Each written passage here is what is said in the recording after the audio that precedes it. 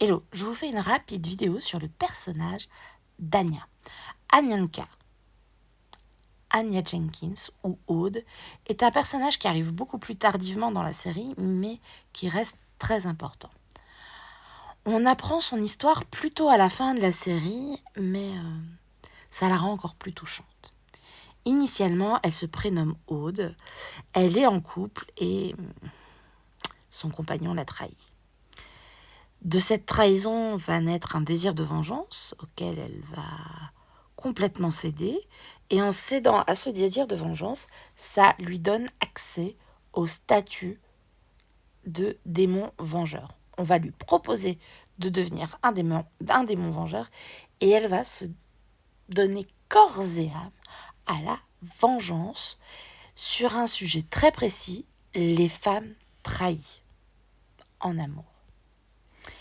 Et elle va se donner à fond pendant des siècles et des siècles et des siècles. Et puis elle va rencontrer la route de Buffy et ça va changer complètement ses perspectives. Elle va se trouver humaine, fragile, insécurisée. Et ça va être très très compliqué pour elle. Elle va tomber amoureuse d'Alex, Xander. Et ça va être très compliqué pour elle. Parce qu'elle a des attentes, des demandes de sécurité très enfantines, très naïves, mais pourtant essentielles. On peut la voir très intéressée par l'argent, mais en fait, pas du tout. C'est pas l'argent qu'elle demande.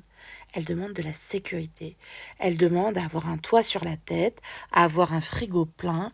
Elle demande à ce que son monde ne s'effondre pas à nouveau. Alors, évidemment, c'est très compliqué. Parce qu'elle est en marge avec tous les autres personnages de la série qui finalement s'inquiètent très très peu de l'argent, des conditions matérielles, alors que Anya, elle vient les ramener régulièrement à des réalités dont tout le monde voudrait se soustraire. Alors certes, Buffy, elle va être confrontée à ces réalités après la mort de sa mère, quand elle est ramenée à la vie et que Giles la laisse se démerder seule. Mais ça, ce sera un autre sujet. Anya, elle veut aussi quelque chose qui suit un scénario un peu idéalisé parce qu'elle a été tellement confrontée aux trahisons, à ce qu'un homme peut faire à une femme, qu'elle veut de la sécurité, tout le temps. C'est sa demande constante. Sécurité financière, sécurité affective, sécurité relationnelle. Elle veut aussi sa place. Elle est aussi très touchante parce qu'elle a une certaine naïveté, la naïveté d'un enfant. Oui, elle a toujours été en marge.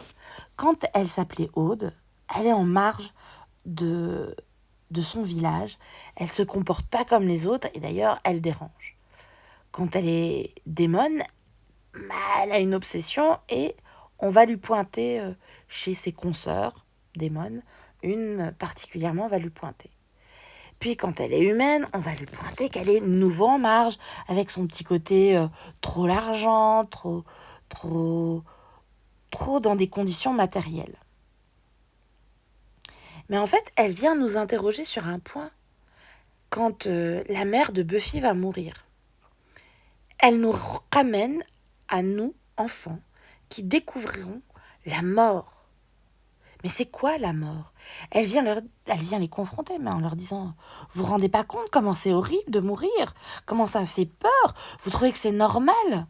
Mais c'est pas normal de mourir. » Mais elle vient avec ce regard d'enfant à ce moment-là. En tout cas, moi, c'est comme ça que je le vois quand je suis face à cette scène dans cet épisode où fondamentalement Xander frappe le mur de la chambre de Willow et de Tara et on lui reproche d'être qui elle est, d'avoir des questions très, très matérielles, très concrètes. Et elle finit par dire que, en fait, elle comprend rien à ce qui se passe. Parce qu'elle n'est pas équipée humainement. Depuis le début, elle n'a pas l'équipement pour faire face à un monde qui lui échappe, qu'elle trouve finalement tout à fait insupportable. Alors c'est un personnage aussi qui va être très intéressant, puisque elle, à partir du moment où Alex la plante durant le mariage, elle a à nouveau accès à son statut de démon vengeur, mais elle n'y trouve plus du tout ce que ça lui apportait avant, de la sécurité. Elle est en fait perpétuellement en train de revivre l'insécurité relationnelle qu'elle a vécue avec Alex. Sa mort, elle est vraiment intéressante parce que de démon hyper puissante, elle devient une véritable héroïne en tuant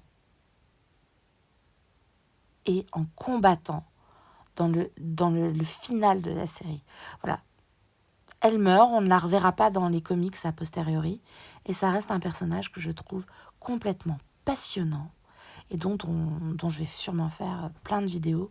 Mais voilà, j'avais envie de vous partager ça parce que je regardais un épisode où elle est présente en assez peu d'ailleurs, et je me disais, ah mais on passe à côté de ce personnage tellement souvent.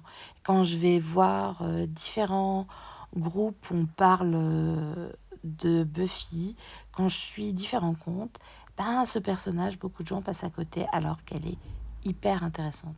Elle vient nous questionner sur notre humanité, elle vient nous questionner sur notre naïveté, et elle vient nous questionner sur ce monde tout à fait horrible qui est celui de Buffy contre les vampires qu'on normalise. Et qu'est-ce qu'on normalise?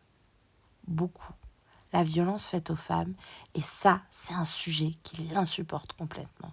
Elle est hyper moderne, hyper féministe et décalée.